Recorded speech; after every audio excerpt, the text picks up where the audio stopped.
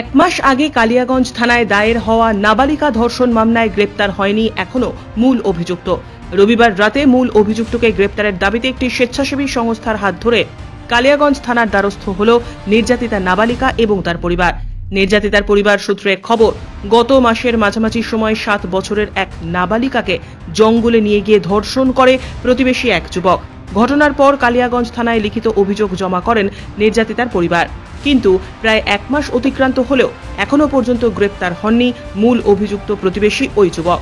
মূল অভিযুক্ত গ্রেপ্তার না হওয়ায় রবিবার সন্ধ্যায় একটি স্বেচ্ছাসেবী সংস্থার হাত ধরে নির্যাতিতার পরিবারের সদস্যরা কালিয়াগঞ্জ থানায় পুলিশের কাছে আবারও দ্বারস্থ হয়। এ বিষয়ে নির্যাতিতা নাবালিকার মা কি জানালেন শোনাবো আপনাদের। আমার মেয়ের সাথে রেপ হয়েছে। কি হয়েছে? আমাদের পাশের একটা ছেলে আবার মেয়েকে বাড়ি থেকে তুলে রাতের বেলা নিয়ে গেছিল জঙ্গলে। কতদিন আগের ঘটনা এটা? 20 দিন হয়ে গেল। এতদিন কেন প্রশাসনের দ্বারস্থ হননি আপনি? আমি আসছিলাম, হ্যাঁ, প্রশাসনের কাছে আমি 2 বার ডায়েরি করছি, বলছি, প্রশাসন বলছে, পুলিশ প্রশাসন বলছে যে আমরা দেখছি, ছেলেটাকে খুঁজছি, পেলে ওকে শাস্তি দিব। কোন আপনার এলাকারই ছেলে? হ্যাঁ, আমাদের বাড়ির পাশের ছেলে। কি চাইছেন এখন আপনি? আমি চাই ছেলেটার শাস্তি হোক। আপনি কালিয়াগঞ্জ থানায় 20 দিন আগে অভিযোগ জানিয়েছেন, তার পাশাপাশি কি রায়গঞ্জে কোনো জায়গায় কি আপনি দ্বারস্থ হয়েছেন প্রশাসনে? আমি কোর্টেও গেছি। আচ্ছা, কোর্ট থেকে কি বলেছে? কোর্ট বলছে যে ছেলেটাকে খুঁজছে। আচ্ছা, কোর্টও বলছে। তারপর আমি ডিএম অফিসেও গেছি, এসপি অফিসেও গেছি, কিন্তু এসপি অফিসারের সাথে আমি কথা বলতে পারিনি।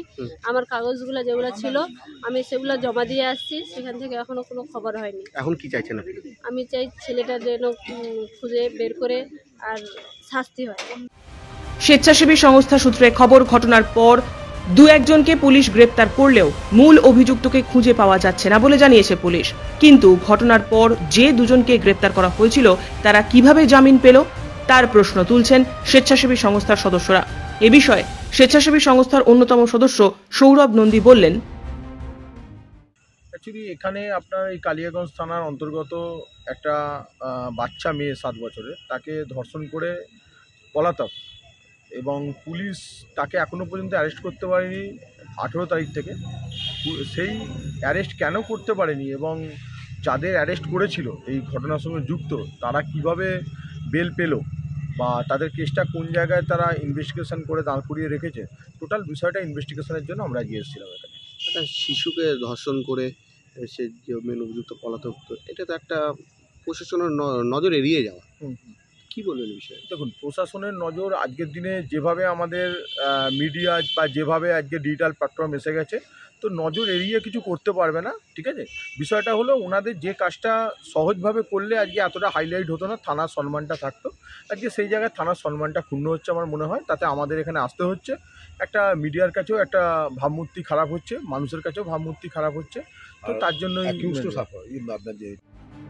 অন্যদিকে কালিয়াগঞ্জ থানার পুলিশের দাবি, ঘটনার তদন্ত শুরু হয়েছে, মূল অভিযুক্ত ফেরার রয়েছে, তার খোঁজে তল্লাশি চলছে, অভিযুক্তের পরিবারের লোকেদের জেরা করা হচ্ছে।